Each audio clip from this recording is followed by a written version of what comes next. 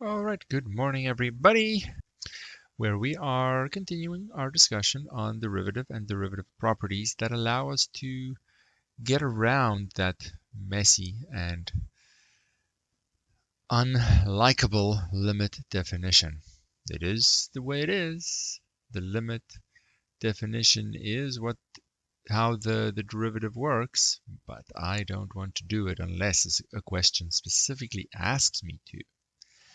In order to get around it, I have to use some established derivative properties. And those properties are established through looking at the limit definition. Someone has to do it, but that someone doesn't always have to be me. So let us review our derivative properties no, that's not right. Maybe I should learn how to spell. Derivative. There we go. Properties. It's something that people, they just glance over and they don't give it enough attention. Build that base, that foundation. The rest of the course depends on it. They're not taking the time to be careful and very aware of what properties they are allowed to use and when it's appropriate, when it's not appropriate. They just sort of, it'll all work out, whatever, I'll just do some stuff and find the derivative. And then when things get complicated, they don't really know what they're doing, and that's when it all falls apart. The effort you put in now will pay off in the end, and the end of the course, that last month, can be super easy because it's all built on the things we are establishing now. Now, in no particular order here, I have my main rule, I guess, property. It's not a rule that's made up, though it is called the power rule. It is a property that I can prove in general from the limit definition. It's just a little bit difficult to do in general. So we looked at some specific examples, easy versions of powers of x, though this power of x can be absolutely any real number. The power rule then says the derivative is the original power of x, that number in front as the coefficient, and the new power of x is 1 less. So any n that is not 0, so that I actually have a function that involves and depends on x. But the power rule only says what it says. And my functions could have numbers around this x to the power of something. It could be in combination with other powers of x or other stuff. So we need what I'll call the constant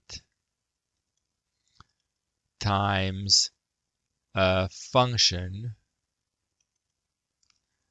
property.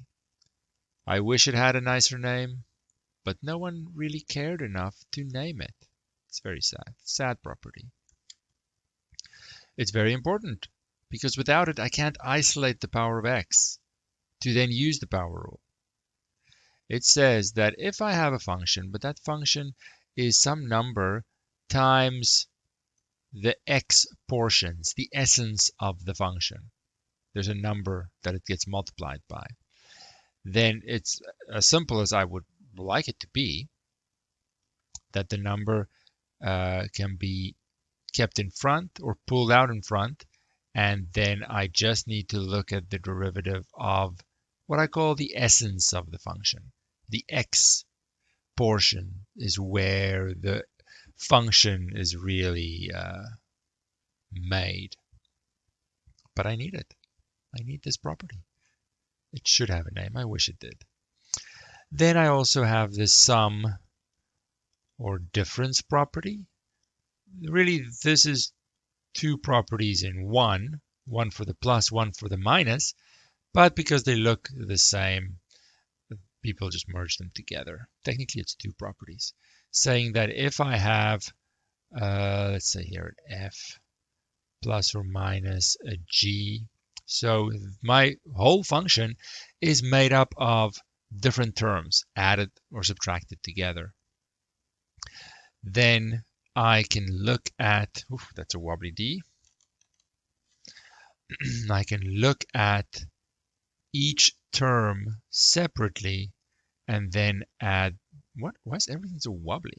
I know why. It's D to L again, causing some lag. I can look at the terms separately and then add them up or subtract them, whichever one was done originally. I can put them together in the same way. Now, those are very simple properties to the point where you might think that, of course, it works like this. Why wouldn't it? It's as simple as I could hope it to be. But there are other situations where the property isn't quite as simple. We can't do them yet, but we'll build up to it, where the property isn't what I want it to be. It's just not as simple, and it's just the way it is. Right now, these properties, luckily, are fairly straightforward and easy to remember. They are as simple as I would hope them to be. But they still have to be established by way of the limit definition. Someone had to go and look at this. What does the limit definition do to this kind of function?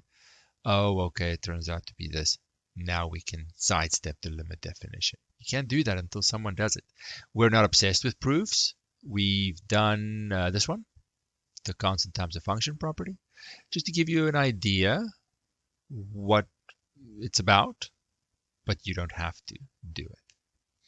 And then lastly, we could have just a constant. So we need to have a property that tells us. If you wanna get around the limit definition, there has to be a property that you can call on. The constant property is also in our list, saying what we can do with the constant function. Just y equals some number. That was horizontal. Horizontal line has slope 0. So that wasn't hard to motivate. But if I can't call upon a property to justify how I get the derivative, I have to use the limit definition. So it's one or the other. You use the limit definition if the question specifically asks you to. Otherwise, I want to get around it because it's a lot of work. It's messy. But I have to have a property for every single thing I do if I am going that route. And that's where people get confused. They just like, they see patterns where there aren't any, or they just get used to it. They think they're getting used to it so quickly, and they don't take the time to be aware of what they're using when. And it's not going to stay this simple. When it gets more complicated, I need a solid base that I can build on. Sorry, I made the wrong kind of page here. This one. Need a solid base. It doesn't seem like it's necessary until things fall apart. I've seen it many, many times, unfortunately, and I don't want that to happen to you. And the reason it falls apart is because people did not put in the time and paid attention now, when it's still simple. Now, we did, I think it was number 3 in these problems, I think. Let's just do number 1. All we're doing today is practicing this. That is literally all we're doing. Our schedule is nice and slow now because it's very important. So, whoopsie, we'll do a problem. It'll be from 5.2, and we will call it number 1.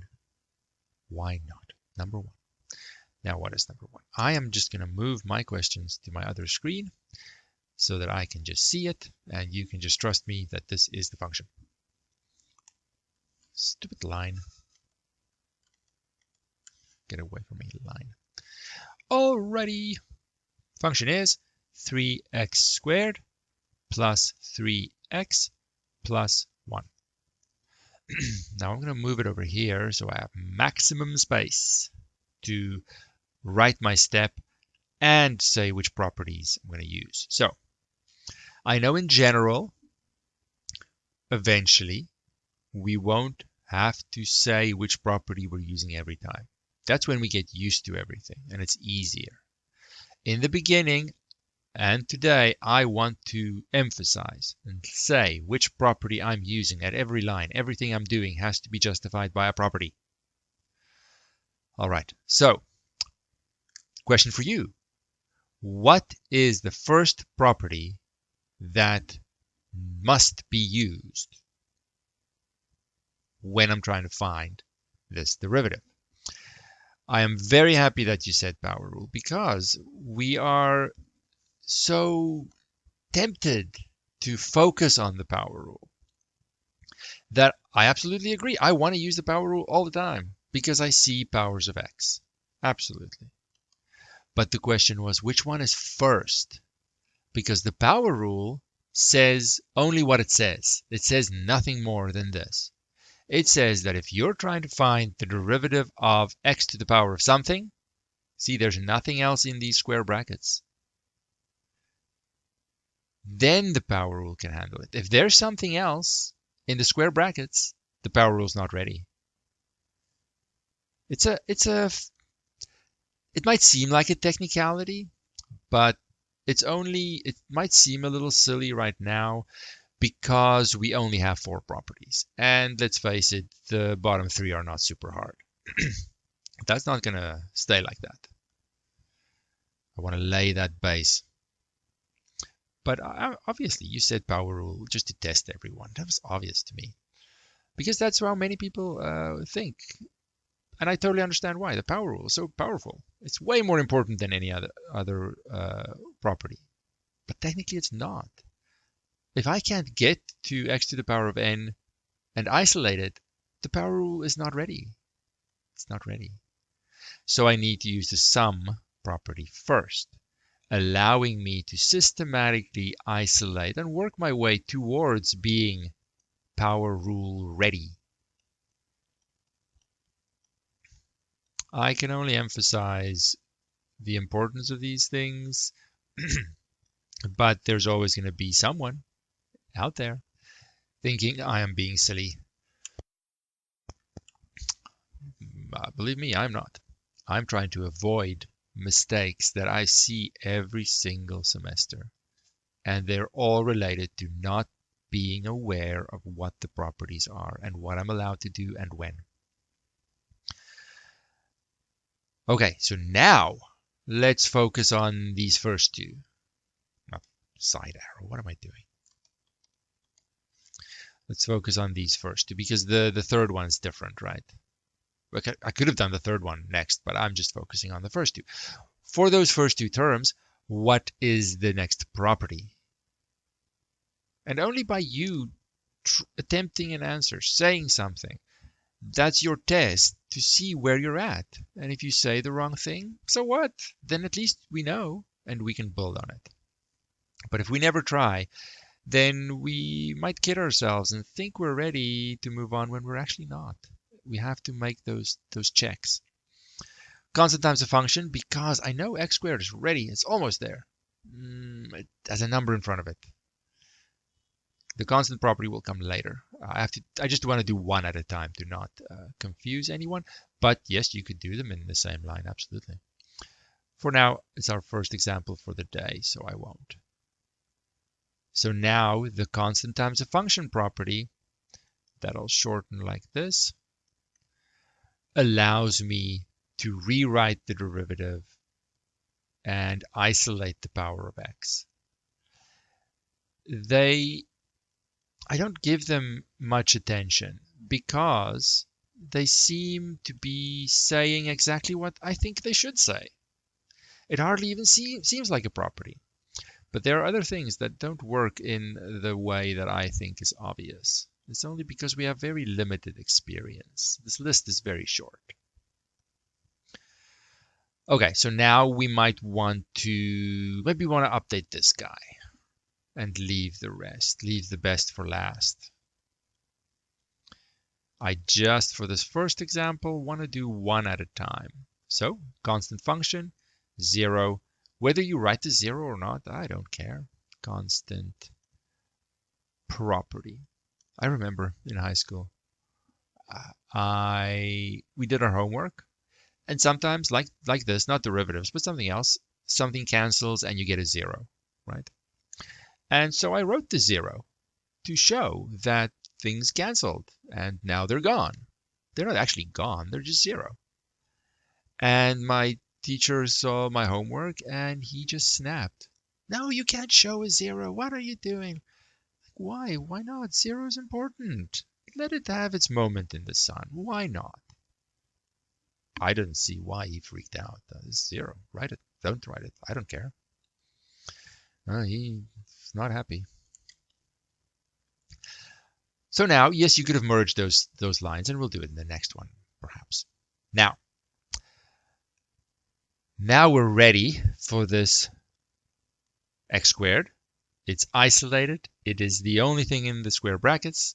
We are ready to use the power rule. Yay, power rule. I wanted to use you from the start, but technically I wasn't ready. We'll get used to these things very quickly and merge them all in one go without even worrying about it. But that's risky. As soon as I stop thinking, things can catch me. Okay. What about the middle one? Is that also the power rule? Derivative of x? Is it the power rule that I'm using? Question to you. Well, you can't answer my question with a question. You have to commit. Well, I only have these. I won't give you something that I can't handle, right? And I only have these 4 properties. I'm not going to jump outside of these 4. So if I have the derivative of x, which I do, I'm going to have to handle it with one of these properties. It's not a constant, so that's out. It's definitely not a sum difference. And there's no number in front of the x, so the only thing left is the power rule. Because x is just x to the 1. It's a power of x. Don't discriminate against 1. It's not very nice. It's the power of x. We just happen to not write the 1 because something to the power of 1 is so common that we made the agreement. When it's a 1, we don't show it. But everyone should still see the 1 there. Power rule. Absolutely. Power rule. The 3 is there. Let's just see what the power rule does. 1 goes in front. The new power of x is 1 less. And I'm not going to write the 0. So what happens here? That's x to the 0. Anything to the power of 0 is 1. Remember that. So the power rule still works. Now, admittedly, I will be the first to admit that this includes the derivative of x, which we've now figured out is 1. But I can't help myself and see this as another property. I can't help myself. That's how I remember it. Because it looks different. I don't see the power. It has an answer that doesn't have an x in it. It looks weird. It does technically fit in the power rule. It is the power rule that I'm using. But when I try and remember that the derivative of x is 1, it's useful to remember as a separate property. Let me make that very clear. The way I structure things in my head to help me remember, I have the derivative of x kind of as a separate special property. But it's not. It is a part of the power rule. Okay. Then I can simplify this if I want to. I don't have a huge emphasis on simplification, but there it is. It's nice. If it's easy enough to do the simplification, why not? Why not? If it's a lot of work, double check if the question even wants it. Okay.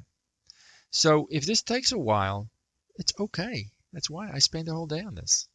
And we're going to have more practice in a way tomorrow and the next day, because it is super important that when I get to fancier and fancier properties that look stranger and stranger, then I have a solid base that I can build on. And I can focus on this new weird property. Right now, nothing is super weird, I hope. That these bottom three are pretty much what I want them to be. If there's a number in front, I just want to leave the number in front. If I have multiple terms, I just want to put them together in the same way. It's as straightforward as I could want. Power rule, perhaps not, but we saw a pattern. It's okay, we can handle it. And a constant becoming 0. That's also, 0 is also as simple as I can want. Where did that line come from? Get out of here, line.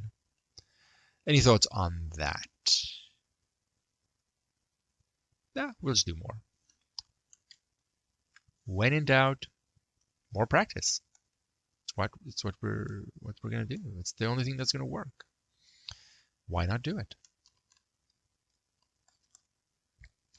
And with each one that we do, we get a little bit better, a little bit better. But you have to get, honestly, I don't have a lot of problems in 5.2.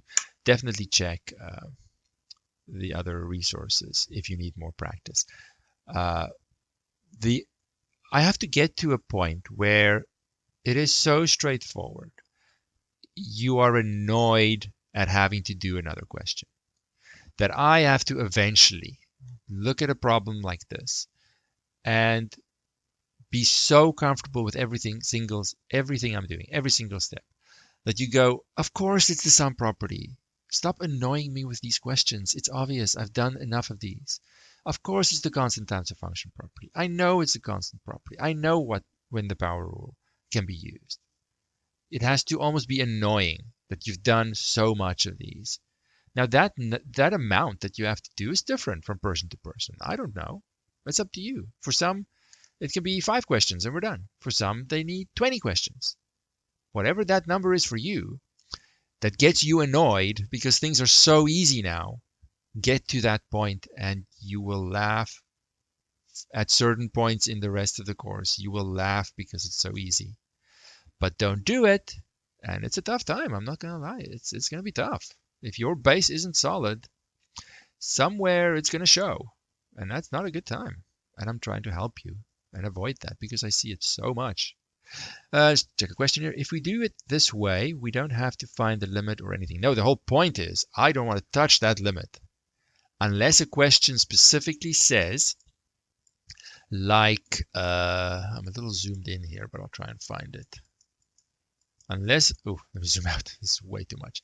Here, unless the question specifically says use the limit definition to determine the derivative, I will not do the limit because it is tedious, time-consuming, difficult, messy, all of the bad stuff. But fair enough, there might be a question that says use the limit definition. But then also see the functions are quite simple because we understand the limit definition is messy. But in that case, you have to do it. If it doesn't say, definitely never ever do it. You will waste time for one and probably make a mistake because using the limit is so much more tricky. We stop when we have our answer. Yeah, where's it now? Answer. Yeah, you can even stop at this line. Okay. Unless the question says simplify your answer, which I try and avoid because you've done that already. High school is full of simplification. You don't even have to simplify it. But we'll see that there are points where it's necessary. And we don't need the difference quotient. No, that's part of the limit definition. Excuse me. Clear my throat here. I almost choked up when you said different quotient. Like, what is that? Ah, it's a scary word. The whole point here is to get around the low level. Think of this as levels. That at the bottom level, I have the limit definition. But at that level, things are messy and technical and blah, and it takes long. Nothing is fun there. In comparison, I want to level up to where I can find the same answers without digging in the mud. And I need the derivative properties for that. which means it's pros and cons, right? If I want to be more efficient and get the answer quickly, I just have to be very careful and aware which property says what. In combination, they're going to help me get the answer every time. I just want to know how are they being used so that I don't make a mistake, because eventually this list is going to get some more entries, and the further down we go in this list, the more complicated they look. And I don't at that stage want to worry about these first four. All right, let's just do another one. Why not?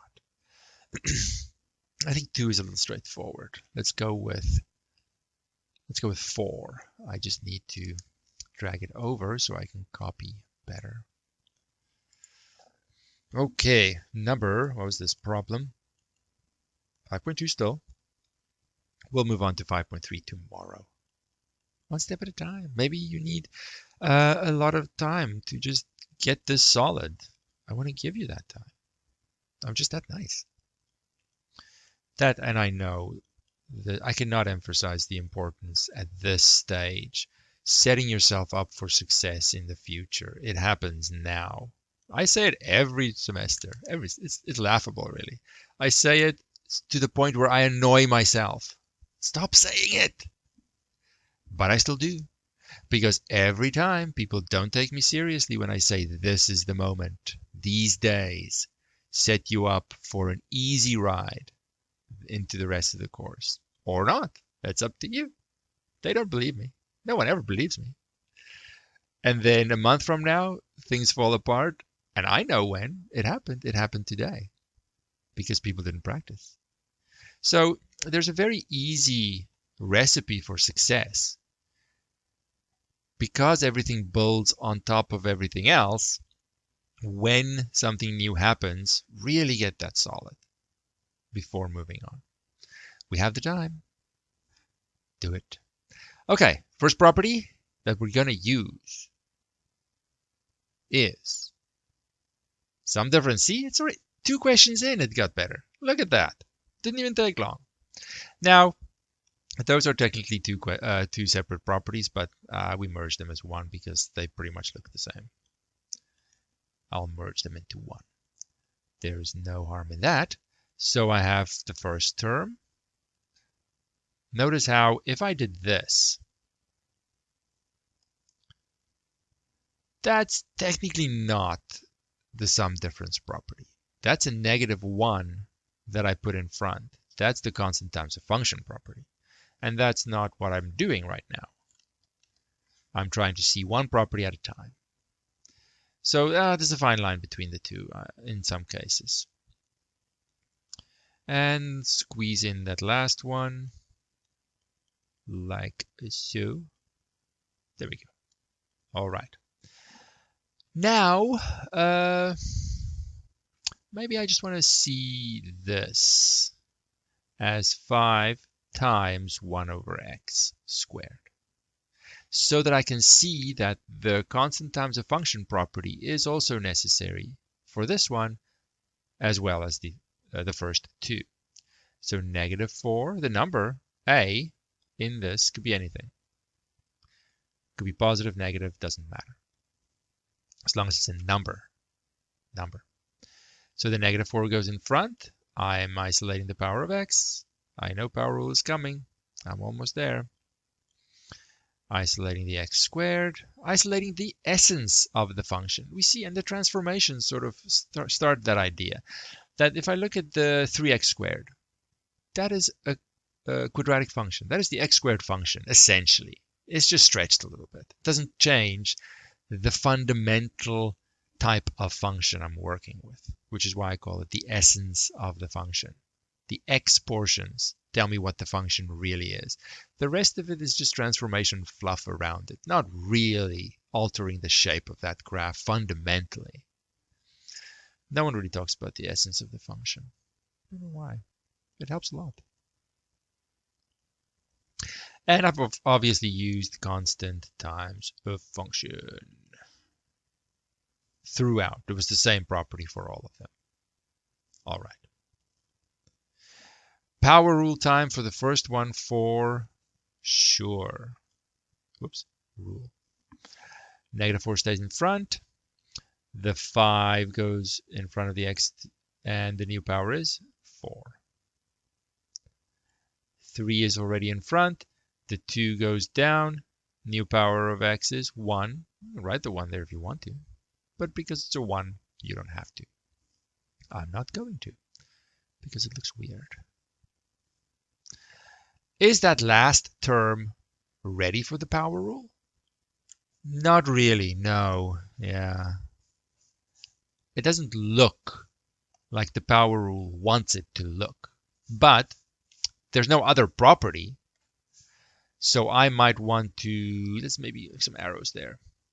I just want to see it as x to the power, and it's going to be a -2.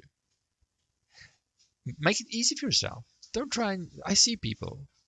You try and make slight variations of the power rule so that they can handle 1 over x to the power of something. Just write it as x to the power of something. Don't overthink this. Then the -2 goes in front. The new power of x is -3. You'd be surprised. In the heat of the moment, in a test, you can so easily write -1. It happens so easily. Always think, always think. And now you can totally stop there if you want to, but the simplification isn't hard, so I might as well do it. 2 negatives make a positive. You can leave it as x to the -3, or you can say 10 over x cubed. You can do whatever you want. They're all the same. Doesn't matter to me. Whatever makes you happy. Now, after a while, I'm not going to lie. I can't tell when that's going to happen for you, but after a while, you do start to look at this, for example, for -4x to the 5. And you start to realize, well, the power rule is eventually going to happen, right? The -4 is really just waiting for the power rule. It's getting dragged along by the constant times a function property. All right, so it's not really anything I need to worry about, because the constant times a function property allows me to not worry about it. It says, don't worry about it, just drag it with you in front. But that property allows me to do that.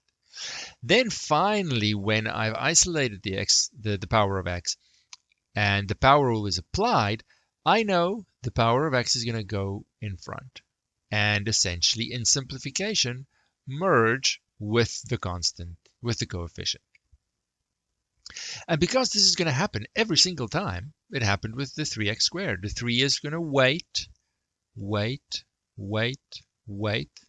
because of the constant times a function property, until the power rule is eventually ready. The 2 will come down, merge with it for 6. So it takes as long as it takes for you. Don't rush it. But eventually you want to practice enough so that you can see, well, it's going to be 5 times -4. The 5 goes in front and can immediately be merged with the -4 because it's going to happen. I don't need to drag this out over 4 lines. It's always going to happen. The 2 will eventually go in front and merge with the 3.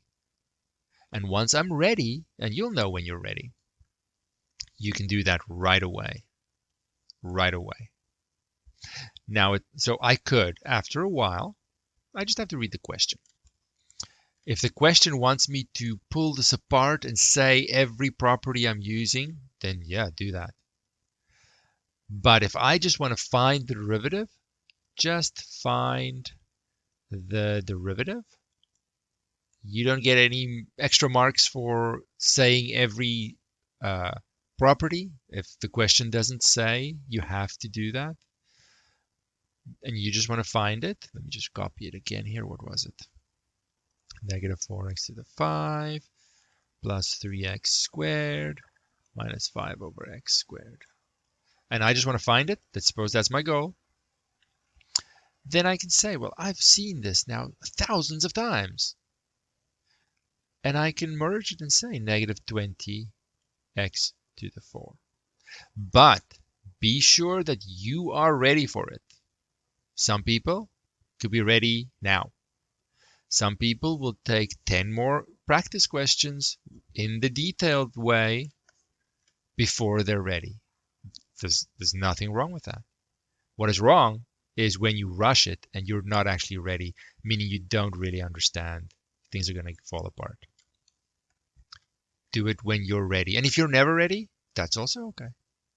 That's also okay. Then the next one, I know it's going to be a plus by the sum property. I know eventually the 3 is going to hang out, waiting for the power rule to bring down the 2. So it's going to be 3 times 2, and the x is 1 less. I know this is going to happen because I've done enough of the detailed versions to be sure, to be comfortable. But I can't predict when that's going to happen. And maybe now I know, I'm not sure about this last one.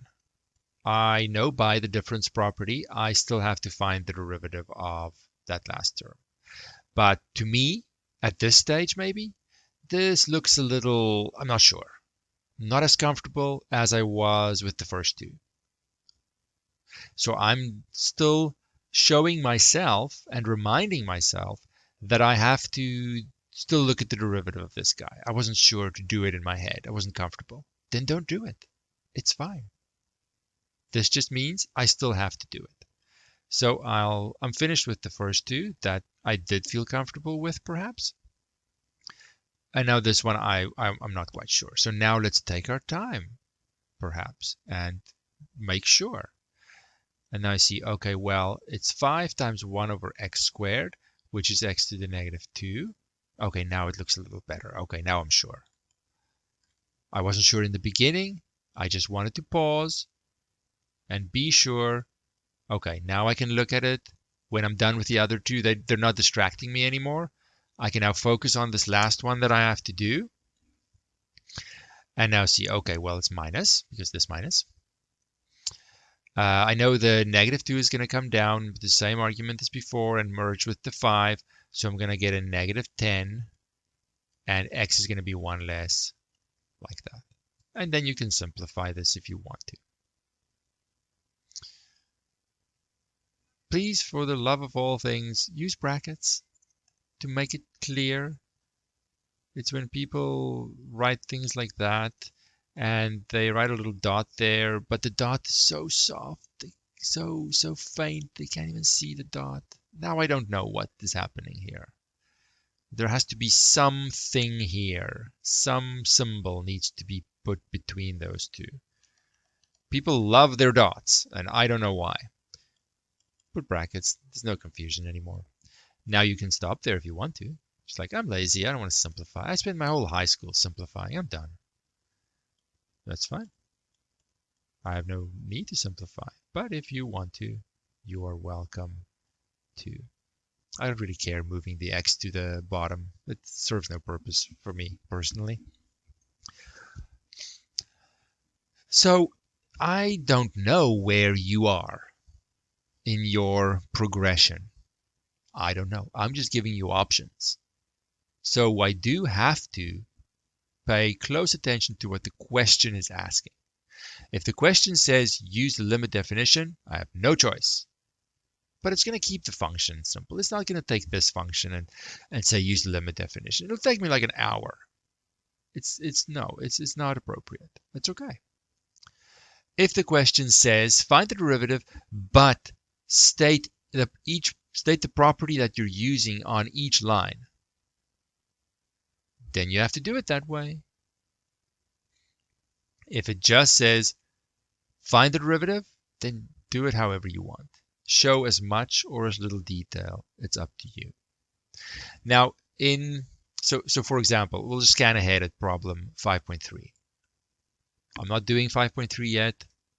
That's for tomorrow. But see here how it says, stating each property used. That means stretch it out. Say each property. Show the detail. Don't use the limit definition, but don't do it in the shortest way possible either. So be aware of what the question is asking. Okay. Let's actually just do this number 1 in a way that we can handle right now. Why not? Oopsie, what did I just do? That one. Okay.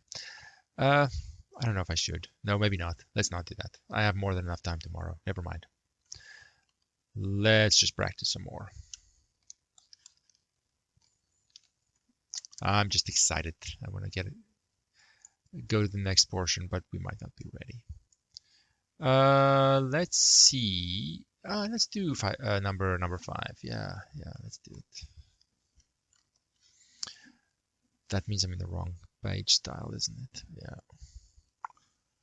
New letter. Oopsie. Too much zooming. Okay. Problem 5.2, number 5. I want to find the derivative. Oh, that's a square bracket. Derivative of 5 times all of 3x squared plus 5x plus 1. Like so. Showing all the steps, stating each property. That's our level right now. Okay. However, I have to look at the function. What am I working with in the square brackets? I have some options. Option number 1 is what most people I think would do, is multiply the 5 in. Let's simplify this first before we worry about the derivative. So that'll be negative 15x squared plus 25x plus 5. Right? And now we'll do a couple of lines together sometimes. As long as you state all the properties that you used for that line, you're okay. So I'll use the sum difference property first, which allows me to isolate the terms like so. Sum, it's all the sum property. Sum property. Now let's show. I could do multiple ones here. I could say negative 30x. What property or properties did I use? I used multiple properties in doing that. Constant times a function. Constant times a function. But we also used the power rule right afterwards, because perhaps we were comfortable to do that and we did it. That's okay. Now we're going to do it again. Well, this is the power of 1 there, right? So it's 25 times 1, so it's just 25 for the second one. Same properties that we used. We used constant times a function to keep the 25 in front. The power rule is technically the one that says derivative of x is 1.